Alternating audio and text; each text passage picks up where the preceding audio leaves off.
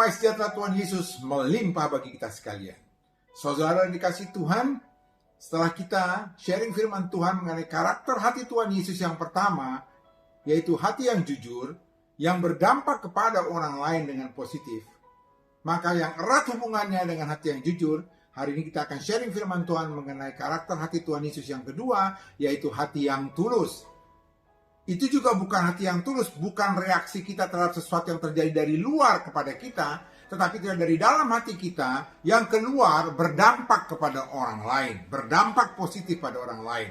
Sangat erat hubungannya dengan hati yang jujur. Apakah hati yang tulus? Hati yang tulus atau ikhlas atau rela adalah satu karakter hati yang fokusnya bukan kepada diri sendiri, tapi pada orang lain. Dan tidak terpaksa. Yang ketiga, yang terpenting adalah orang lain, bukan diri saya. Yang keempat, sukacita kita adalah kebahagiaan orang lain. Dan yang kelima, tidak mengharapkan pamrih. Apakah materi, balas jasa, posisi, pujian, tidak. Apakah Yesus seperti itu? Ya, mari kita lihat. Yesus tidak pernah fokus pada dirinya. Dia fokus pada orang-orang yang berdosa, orang-orang yang sakit, orang-orang yang berbeban berat, orang-orang yang susah. Dan dia melakukannya, pelayanannya bukan karena terpaksa, tapi karena kasihnya. Dan yang ketiga, yang terpenting bagi Tuhan Yesus, ya mereka itu orang yang berdosa, orang yang sakit, orang yang lemah, berbeban berat. Dan sukacita Yesus adalah orang yang berdosa diselamatkan, orang yang sakit disembuhkan, orang yang susah dihiburkan, orang yang lemah dikuatkan, orang yang berbeban berat diberi kelegaan. Dan dia tidak melakukan pamrih apa-apa dari pelayanannya itu. Nah sekarang pertanyaannya, kenapa saya harus hidup tulus? Yang pertama, agar saya dapat menghadap Tuhan. Kenapa? Dalam Ibrani 10 ayat 22 dikatakan, karena itu marilah kita menghadap Allah dengan hati yang tulus ikhlas. Jadi menghadap Allah kita dengan hati yang tulus ikhlas. Bahkan dalam beribadah pun, kita dengan tulus ikhlas. Seperti dalam Yosua 24 ayat 14, 1 Tawari 28 ayat 9. Dikala kita juga memberikan persembahan, harus dengan hati yang tulus. 1 Tawari 29 ayat 9. Kenapa? Harus dengan hati yang tulus. Karena dengan hati yang tulus itulah saat saya menghadap Tuhan, saya beribadah, saat saya sedang berdoa, memberi puji-pujian, memberi persembahan, saya fokusnya kepada Tuhan. Saya datang dengan tidak terpaksa, tapi dengan kasih saya kepada Tuhan. Yang ketiga, karena yang terpenting adalah Tuhan, bukan diri saya. Dan sukacita saya adalah menyenangkan hati Tuhan. Dan saya tidak meminta pamrih pada Tuhan. Bahwa saya kalau beribadah supaya dapat berkat. Saya berdoa, tidak. Bukan itu. Nah itu sebabnya Tuhan Yesus mengajarkan juga kepada kita dalam doa Bapa kami. Bagaimana seharusnya menghadap Tuhan, beribadah, berdoa pada Tuhan dengan hati yang tulus. Mari kita lihat. Kalimat pertama yang Tuhan Yesus ajarkan dalam doa-doa Bapa kami adalah Bapa kami yang ada di sorga. Jadi kita diminta fokus kepada Bapa kami di sorga.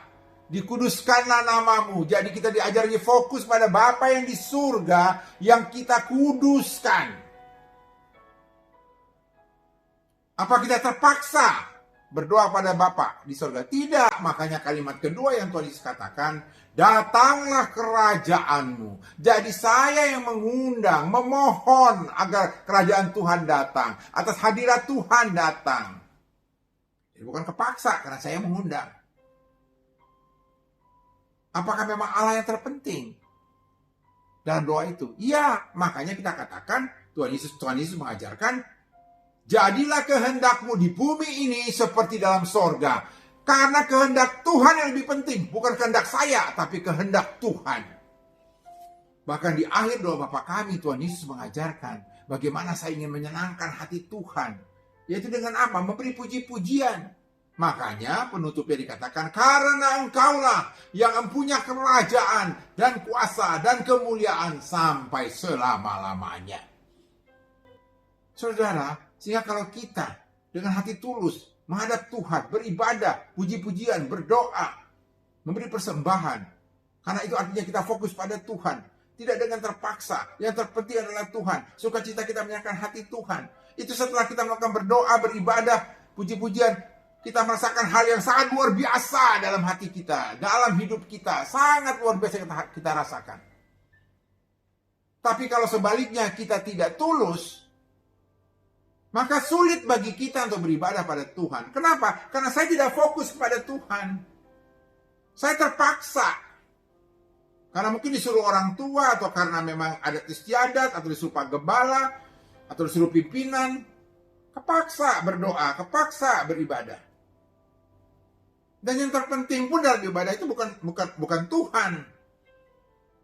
Malah ada orang yang karena tidak tulus supaya dilihat orang, saya itu orang baik, maka saya beribadah. Jadi bukan karena ingin fokusnya pada Tuhan, tapi fokusnya pada diri dia, supaya orang melihat saya itu baik loh beribadah.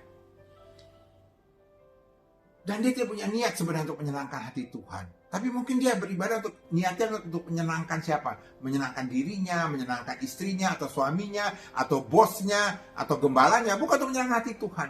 Sehingga setelah ibadah tidak merasakan apa-apa. Biasa-biasa saja. Yang kedua, kenapa saya ingin berhati tulus? Supaya saat saya mendengar firman Tuhan, saya bisa menerimanya dan bisa mengerti. Makanya waktu saya mendengar firman, saya mohon pertolongan Roh Kudus.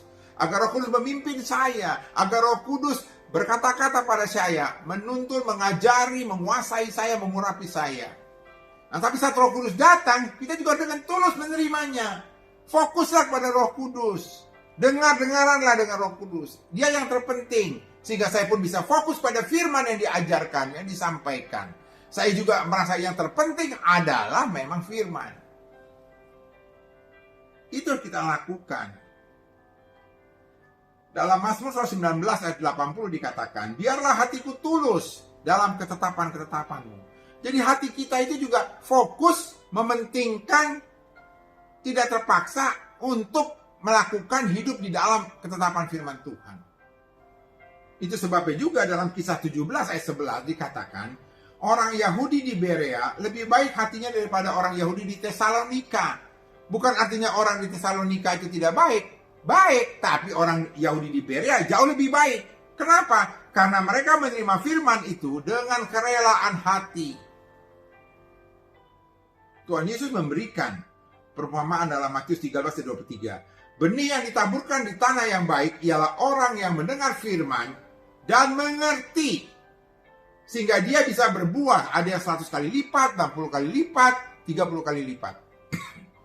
Kenapa mereka bisa mengerti? Karena dia fokusnya kepada pimpinan Roh Kudus yang mengajari dia soal firman, sehingga dia juga fokus pada firman, dan dia tidak terpaksa mendengarkannya, tapi dia menerimanya dengan sukarela, karena yang terpenting bagi dia adalah firman, bukan yang lain. Niatnya dari awal menginginkan firman, sehingga dia bisa mengerti firman Tuhan. Nah, orang-orang yang sudah mengerti firman Tuhan, menerima firman Tuhan, biasanya itu mengalami kelompok pertama adalah mendapatkan rema dari firman itu dan hatinya berkobar-kobar. Kelompok yang kedua mendapatkan rema dari firman itu, hatinya berkobar-kobar dan meneruskan firman itu pada orang lain. Karena dia merasakan firman itu merupakan berkat bagi dia, jadi bukan disimpan pada dia, tapi dia teruskan pada orang lain. Dengarkan firman Tuhan ini. Sama seperti perempuan Samaria. Begitu mendengarkan dari Tuhan Yesus, dia tidak simpan untuk dirinya sendiri. Dia pulang ke desanya. Dia ceritakan firman itu. Sama kayak rasul-rasul. Mendengarkan firman itu dari Tuhan Yesus, lalu dia teruskan.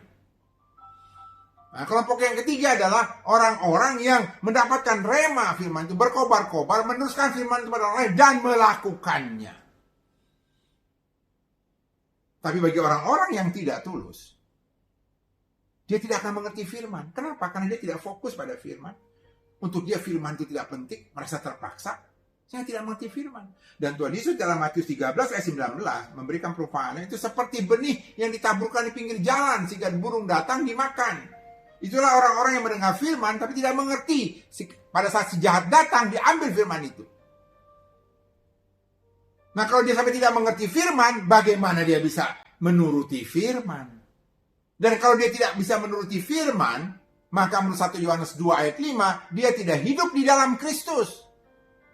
Tidak hidup dalam Kristus artinya tidak hidup dalam kebenaran, karena Kristus itu adalah kebenaran dalam Yohanes 14 ayat 6. Nah, kalau tidak hidup dalam kebenaran, dia tidak dapat merasakan damai sejahtera, tidak dapat merasakan ketenangan, tidak dapat merasakan ketentraman. Kenapa? Karena dalam Yesaya 32 ayat 17 dikatakan, di mana ada kebenaran, di situ tumbuh damai sejahtera. Dan akibat kebenaran ialah ketenangan dan ketentraman selama-lamanya. Itu sebabnya kita mau berhati tulus, supaya saya bukan hanya bisa mendengar, tapi menerima dengan sukarela dan mengerti firman Tuhan. Dan kalau saya bisa mengerti firman Tuhan, saya bisa menurutinya. Nah, kalau saya bisa menurutinya, saya bisa hidup di dalam Kristus. 1 Yohanes 2 ayat 5. Dan kalau saya hidup di dalam Kristus, artinya saya hidup di dalam kebenaran. Karena Yesus adalah kebenaran, sesuai Yohanes 14 ayat 6. Nah, kalau saya hidup dalam kebenaran, maka sesuai dengan Yesaya 32 ayat 17, dikatakan, di mana ada kebenaran, di situ akan tumbuh damai sejahtera. Dan akibat kebenaran, ialah ketenangan dan ketentraman selama-lamanya. Itu yang kita inginkan. Yang ketiga, kenapa saya ingin berhati tulus, adalah supaya saya bisa merasakan peringatan dari Allah agar saya tidak berbuat salah. Kenapa Tuhan memperingatkan orang-orang yang hati tulus supaya tidak berbuat salah? Ingat, orang yang hati tulus itu fokusnya adalah kepada orang lain. Dan untuk dia yang terpenting itu adalah pihak lain. Dan dia ingin berbuat baik pada pihak lain. Nah, kalau sampai dia berbuat salah, maka pihak lain itu akan celaka. Makanya Tuhan menjaga dia, memperingatkan dia agar dia jangan berbuat salah, agar dirinya dan orang lain tidak celaka. Contohnya adalah di dalam Kejadian 20 ayat 3 dan 5-6. Abimelek, Abraham, dan Sarah. Saat itu Abimelek mengambil Sarah. Tanpa diketahuinya bahwa Sarah itu adalah istrinya Abraham. Karena Abraham dan Sarah mengatakan mereka bersaudara. Nah, tapi malam-malam dalam mimpi, Tuhan datang kepada Abimelek dan berkata, bahwa engkau telah melakukan hal itu. Hal itu adalah mengambil Sarah dengan hati tulus. Jadi Allah tahu Abimelek mengambil Sarah itu dengan hati tulus, karena dia memang mencintai Sarah. Maka, kata Tuhan, maka aku pun telah mencegah engkau untuk berbuat dosa terhadap aku. Jadi Tuhan mencegah Abimelek untuk berbuat dosa. Karena kalau sampai dia sentuh itu Sarah, itu istri orang. Salah Abimelek berdosa di hadapan Tuhan. Maka Tuhan mengingatkan, dan Abimelek menerima peringatan itu karena dia melakukannya dengan tulus hati. Kita juga begitu. Kadang-kadang di kehidupan sehari-hari, mungkin saudara pernah mengalami juga, kalau saudara tulus, ya, itu selalu ada dalam hati kecil kita yang mencegah kita untuk jangan ngomong sesuatu. Kita bertemu seseorang, kita mau ngomong, tapi kayaknya, aduh jangan saya omongin ini deh. Contohnya begini, ada teman datang, wanita. Tadinya saya mau nanya nih, udah berapa bulan hamilnya? Tapi dalam hati, jangan. Saya tulus kan mau menanyakannya, udah berapa bulan hamilnya. Tapi dalam hati katakan, jangan. Ternyata kemudian hari saya baru tahu, dia bukan hamil, dia memang gemuk. Bisa bayangin kalau saya bilang hamil, ternyata dia nggak hamil. Apa dia akan tersinggung? Jadi harusnya kan saya dengan hati tulus itu menyenangkan dia, malah membuat dia jadi susah. Atau yang kedua, saya ingin bertemu dengan teman-teman. Saya kasihan lihat istri saya sendirian di rumah. Maka dengan tulus saya ingin mengajak istri saya untuk ikut bertemu dengan teman-teman saya. Tapi karena hati tulus, Tuhan memperingatkan dalam hati. Jangan. Jadi ada rasa berat di hati. Akhirnya saya bilang sama istri, udahlah gak usah ikut deh. Ternyata benar. Sampai di sana gak ada yang bawa istri. Bisa bayangkan kalau saya bawa istri kayak apa? Bengong aja istri saya di sana kan? Tapi kalau orang yang tidak tulus, itu kebalikannya. Nanti kita akan lihat. Nah, kalau orang-orang yang tidak tulus, dia tidak akan peka atau tidak memperhatikan peringatan Allah. Karena fokusnya bukan pada peringatan Allah. Tidak memperdulikan peringatan Allah. Bahkan peringatan Allah bagi dia bukan hal yang penting. Yang penting adalah apa yang dia mau tetap melakukan. Nah, akibatnya apa? Akhirnya dia berbuat salah. Ya contohnya seperti tadi.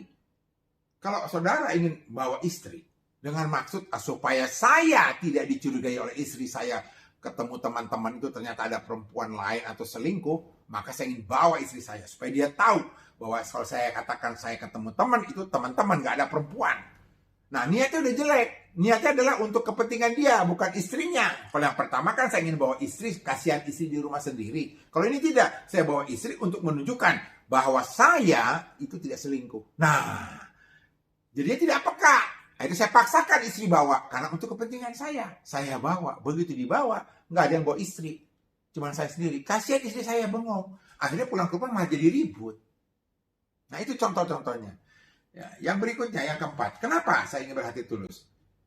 Karena saya tahu Allah menjaga orang-orang yang berhati tulus supaya tidak celaka. Ya contohnya tadi yang Sarah tadi. Bayangkan, karena Sarah dengan tulus mengikuti apa yang diperintahkan oleh Abraham, maka Tuhan menjaga Sarah supaya jangan jadi tercemar diambil oleh Abimelek. Dalam Kejadian 20:14 terbukti yang namanya Sarah selamat dari Abimelek. Makanya Tuhan katakan di dalam Mazmur 7 ayat 11, perisai bagiku adalah Allah yang menyelamatkan orang-orang yang tulus hati. Sesungguhnya Allah itu baik bagi mereka yang tulus hati. Mazmur 73 ayat 1 dan Mazmur 95 ayat 4. Jadi, saudara bisa perhatikan, Tuhan itu akan menyelamatkan orang yang tulus hati. Dan Tuhan itu akan berbuat baik pada orang yang tulus hati. Contohnya adalah Daud. Dalam 1 Samuel 24 ayat 1 sampai 23, kalau saudara renungkan, saudara bisa lihat di situ bagaimana namanya Daud benar-benar meloloskan Saul, tidak dia dibunuh. Padahal ada kesempatan membunuh Saul karena dia ada di depan gua. Sedangkan Daud ada di dalam gua. Dan dalam tidurnya sebenarnya Daud bisa membunuh Saul, tapi tidak lakukan. Dia pagi harinya dia katakan kepada Saul, aku sebenarnya bisa membunuh, tapi aku tidak melakukannya karena aku sayang padamu. Dan engkau adalah orang yang diurapi. Dan itu dipegang terus oleh Daud. Bahkan 1 Samuel 26 saat Saul kedua kalinya dia bertemu lagi dengan Saul di depan gua yang lain, Daud tidak membunuh juga. Dia konsisten karena dia memang tulus mengasihi Saul. Nah, akibat ketulusan itulah Tuhan selalu menyelamatkan Daud dari serangan Saul.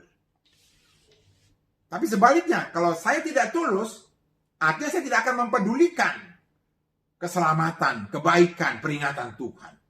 Saya tetap ngotot melakukan apa yang menurut saya penting, apa yang saya mau saya. Akhirnya apa? Bisa celaka. Contohnya siapa? Saul. Sudah tadi dikatakan dalam 1 Samuel 24 tadi, ayat 21-22, itu Saul waktu dikatakan Daud, saya tidak jadi bunuh kamu, karena kau orang yang diurapi, kau yang kami sayangi. Apa kata Saul pada Daud? Engkau baik.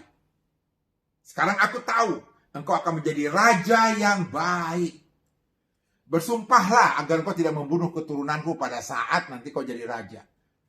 Ternyata omongannya tidak tulus, si Saul. Kenapa? Karena di 1 Samuel 26 ayat 1 sampai 2, itu ternyata di kemudian hari Saul masih juga mengejar Daud. Padahal di 1 Samuel 24 dia dijanji tidak mau lagi. Sekarang dia mau kejar lagi. Tidak tulus. Akibatnya apa? Itu kan yang pertama kan di depan gua pertama sudah peringatan bagi Saul dari Tuhan. Diabaikan oleh Saul. Kejadian yang kedua lagi di dalam gua juga diabaikan juga peringatannya. Akibatnya apa? Celaka yang namanya Saul. Saat berperang dengan Filistin, habis anaknya pada mati, semua pasukannya habis, tinggal dia sama salah satu prajuritnya bersama dia, sampai dia minta prajuritnya membunuh dia karena dia tidak mau dibunuh oleh Filistin. Akhirnya apa yang terjadi? Dia bunuh diri dengan menjatuhkan badannya ke pedangnya. Jadi celaka. Yang kelima, kenapa saya ingin berhati tulus? Karena saya ingin mendapatkan penyertaan dan perlindungan Tuhan. Kenapa? Tuhan sendiri berkata dalam Amsal 14 ayat 32b, tapi orang benar dapatkan perlindungan karena ketulusannya. Jadi orang benar itu akan dilindungi karena ketulusannya. Bahkan lebih jauh lagi dalam Amsal 10 ayat 29 dikatakan, jalan Tuhan. Jadi Tuhan menyediakan jalan nih. Jalan Tuhan adalah perlindungan bagi orang yang tulus. Kenapa? Karena orang yang tulus fokusnya akan kepada jalan Tuhan. Jadi pada saat Tuhan menyediakan jalannya, ya dia akan jalan di situ. Karena itu yang terpenting bagi dia. Maka dilindungilah dia. Dalam 2 Tawaris 19 ayat 11b dikatakan, Tuhan menyertai orang yang tulus ikhlas. Kenapa? Kenapa Tuhan kok menyertai orang yang tulus ikhlas? Kita ingat, dalam Amsal 11 ayat 3 dikatakan, orang yang jujur dipimpin oleh ketulusannya. Orang yang jujur dipimpin oleh ketulusannya. Jadi kalau dia jujur, maka dia akan hidupnya dipimpin oleh ketulusan. Jadi orang jujur sudah pasti bisa tulus. Nah, kita tahu dalam Amsal 3 ayat 32 dikatakan, Tuhan bergaul erat dengan orang jujur. Artinya bergaul erat, setiap saat Tuhan bersama orang itu. Karena bergaulnya sangat erat. Jadi Allah itu setiap saat bersama orang jujur. Tuhan beserta orang jujur setiap saat. Padahal orang jujur itu adalah orang yang tulus. Karena dia dipimpin oleh ketulusannya. Makanya dalam 2 Tawaris 19 ayat 11b dikatakan, Tuhan akan menyertai orang yang tulus. Karena orang yang tulus itu, orang yang tulus tadi adalah orang yang jujur. Yang bergaul erat dengan Tuhan. Dalam Mazmur 41 ayat 13 dikatakan lagi, tetapi aku, Engkau Tuhan menopang aku karena ketulusanku. Jadi orang-orang yang tulus itu ditopang Tuhan. Jadi kalau dia jatuh, Tuhan akan tolong dia. Tuhan akan topang dia. Kenapa orang tulus kok ditopang, ditolong Tuhan? Kembali lagi ke Amsal 11 ayat 3. Orang jujur itu dipimpin oleh ketulusannya. Padahal dalam Amsal 2 ayat 7 dikatakan, Tuhan menyediakan pertolongan bagi orang jujur. Jadi orang jujur itu kalau jatuh, ada masalah, Tuhan sudah menyiapkan pertolongan bagi dia. Nah artinya apa? Orang jujur itu kan orang yang tulus. Maka genaplah yang Mazmur 41 ayat 13 tadi, Tuhan akan menopang orang-orang yang